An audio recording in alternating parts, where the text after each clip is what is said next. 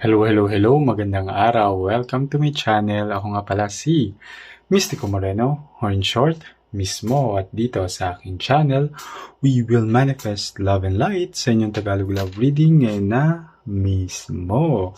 Okay, so ang gagawin natin ngayon ay ang inyong weekly love reading para sa March 30 to April 5. Habang binabalasa ko to, gusto kong magpasalamat sa lahat ng Pisces na sumusuporta sa aking channel. Please continue to support my channel by liking this video. It helps the channel grow. At sa mga bago, please subscribe na rin po para mag-grow pa lalo ang aking channel at makagawa pa ako ng maraming videos para sa inyo. Saka para updated din kayo sa mga ipopost ko pang videos. Gabi na, April na. Second quarter na ng taon. Time really flies. Okay, so bubunot ako ng tatlong cards from this deck that will be the overall energy of this reading. And from there, mag-deep dive tayo using the other deck. Pero for now, third card, Three of Cups, Seven of Cups, and the Sun. Okay. So, cups, and then the Sun. So, this connection, this week is full of this emotions, okay? And leaning towards something really happy. Okay, so the overall energy with the Three of Cups, Seven of Cups, and the Sun is that merong collaboration and alam mo yun, yung sharing lang, a celebration, sharing happy moments together, okay, with and there's this parang wishful thinking then to have a very happy results. Okay, parang nakita pa lang dito is mas at the moment, di ba, this week lalo na there's collaboration between you and your person. May mga efforts, celebration when it comes to the relationship na you're still hoping that this will last. This will itong enjoyment or happiness na nararamdaman mo with this person or currently experiencing with this person will really last, di ba? And there's this wishful thinking na yun na magtuloy-tuloy yung happiness na na-experience mo ngayon with him or her. Okay, pero tingnan natin ano ba yung detalye ng reading na ito. Okay. At habang binabalasa ko to, gusto kong i-remind ang lahat again. As always, this is a collective reading. So, it may or may not resonate with everyone. Ibig na sabihin, kapag hindi nag-resonate at huwag pilitin, ibig na sabihin, hindi ko na-tap yung energy ninyo dahil nga, I'm trying to connect with different and a lot of Pisces energy. So, yun. Kaya, good vibes lang dito sa channel. Kasi, di ba, may mga comments na bakit ganito, bakit ganyan. Again, I'm just reading and interpreting what the card shows. I don't manipulate the reading and change meanings para lang mag-suit siya sa preference ng isa. Okay? And I'm very clear naman dito sa channel that I'm going to tell what the cards show. So, good vibes only, okay? So, bubunot ako dito ng 10 cards that would be the details of this overall energy. Sige. Simulan na natin. I'll get the third card pa rin. The Hermit.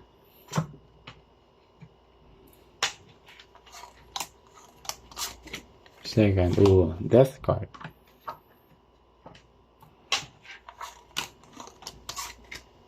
Queen of Cups.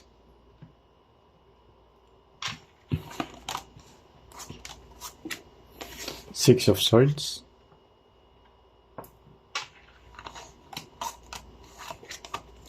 Ace of Wands,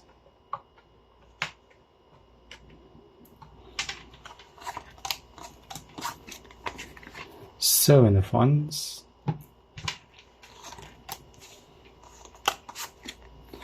Three of Pentacles,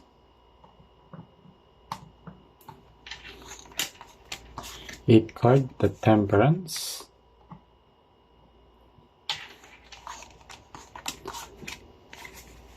Ten of Pentacles, last card, the High Priestess. Okay.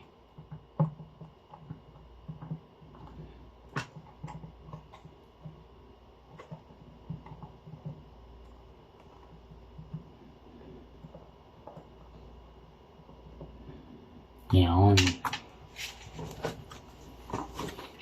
Bottom of the deck, I don't see coming. King of Cups. Okay. Sige. First, you might be dealing with Leo. Okay.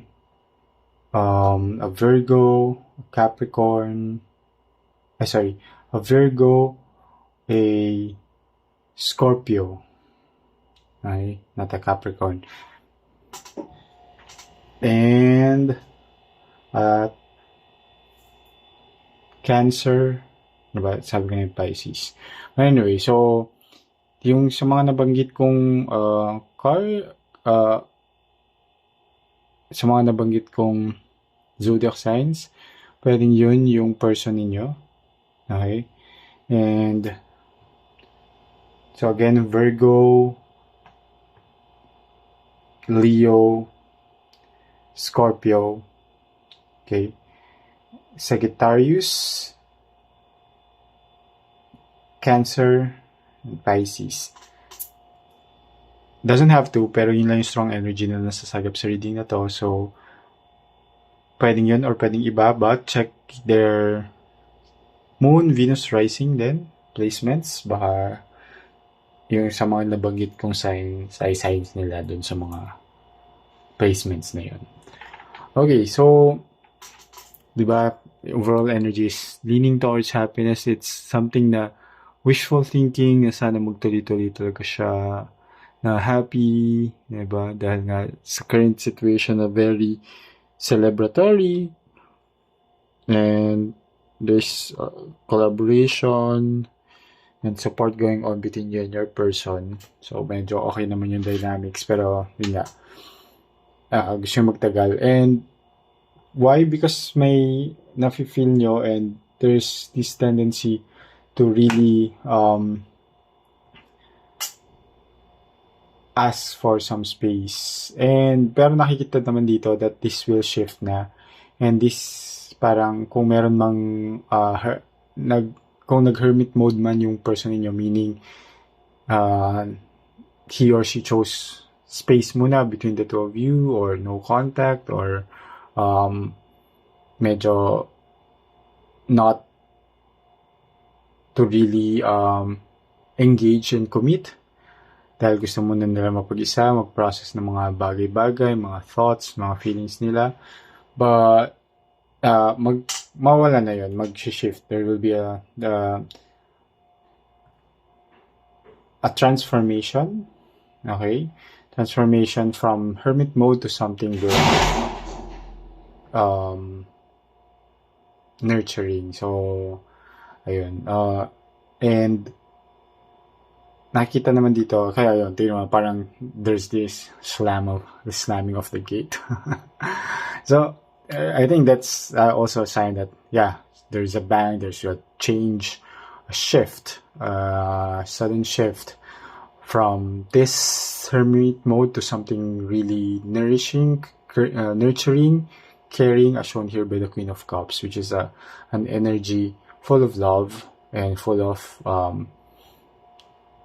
passion din talaga when it comes to the connection.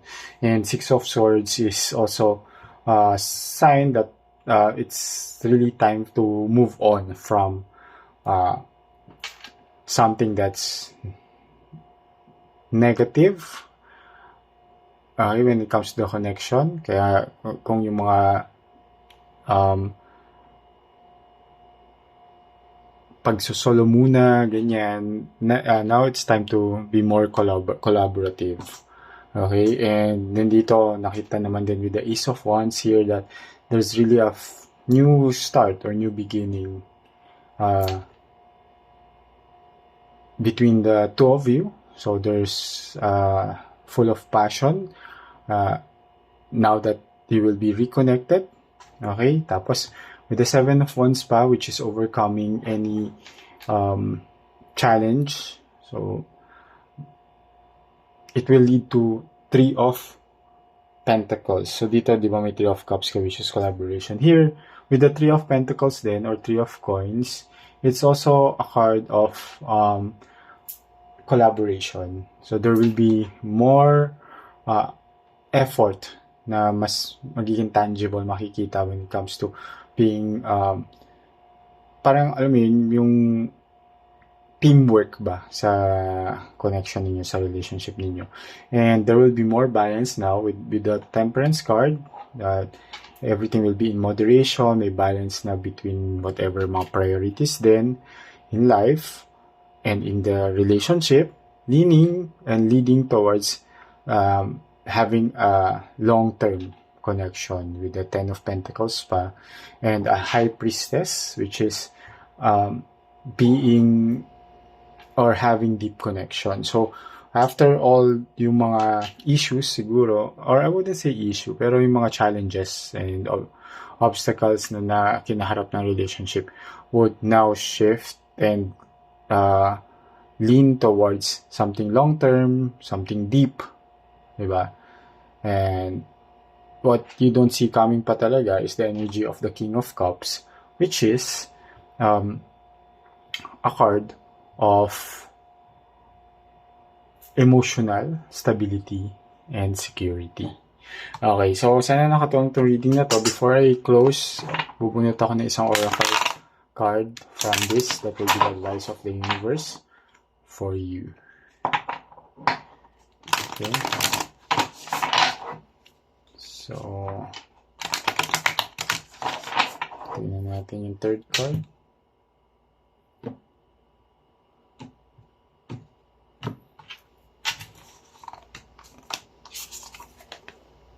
Appreciation. So, sinasabi lang din dito to really show appreciation sa lahat ng mga efforts na ginagawa. If before nga nagpaka-hermit mode yung person mo, but now he or she is coming back and offering something better, a more nurturing and caring love, diba? So, appreciate nyo din naman yung effort na ginagawa ng tao. Because sometimes yung mga tao na they have inner child wounds then that hirap sila to really do things for other people, but ginagawa nila because of love. So yeah, it's nice na makita din nila na you're appreciative and masaya ka na nag-effort sila, parang ganun. Okay, so yun, kita-kits na lang sa susunod ko pang love reading. Ako nga pala si Mystico Moreno, or in short, mismo. Ingat!